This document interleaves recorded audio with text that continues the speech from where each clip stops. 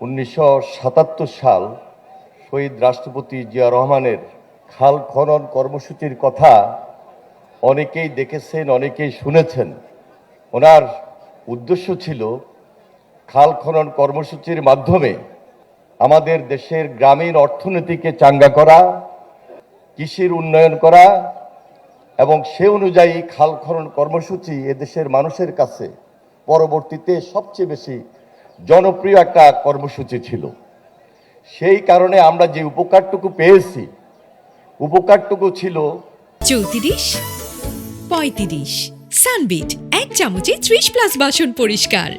উন্নয়ন করা, সেচ ব্যবস্থাপনার উন্নয়ন করা, মাছের চাষ করা, আমাদের এই যে খাল খনন কর্মসূচির মাধ্যমে যে কর্মসংস্থানের সৃষ্টি হয় সেই কর্মসংস্থান তৈরি করা।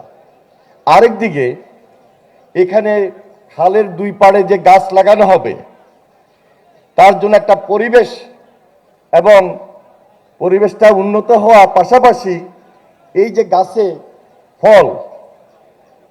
ফলমূল সেটা বৃদ্ধি পাওয়া।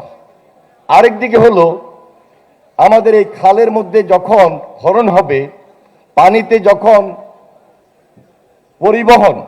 নৌ পরিবহন, এই যে একটা যাতায়াতের ব্যবস্থা উন্নতি করা, সব কিছু মিলে আজকে এই কাজগুলো আমাদের এই দেশে বন্ধ হয়ে গিয়েছে বিগত বহু বছর থেকে।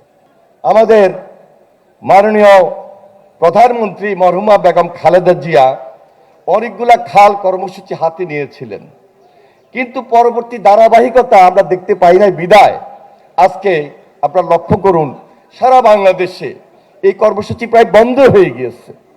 নির্বাচনী প্রতিশ্রুতি অনুযায়ী, অঙ্গীকার অনুযায়ী মাননীয় প্রধানমন্ত্রী জনাব তারেক রহমান আবার এই কর্মসূচি হাতে নিয়েছেন, আজকে তার উদ্বোধন। এবং আমরা এই উদ্বোধনী প্রোগ্রাম এখানে শুরু করেছি এবং এই কাজ অব্যাহত থাকবে, এই কাজ চলমান থাকবে।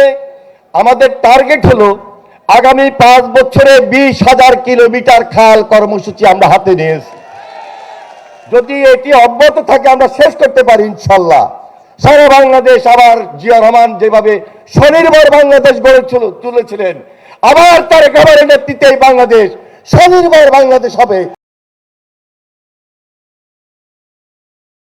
34, 35 সানবিট 1 চামচে 30+ বাসন পরিষ্কার।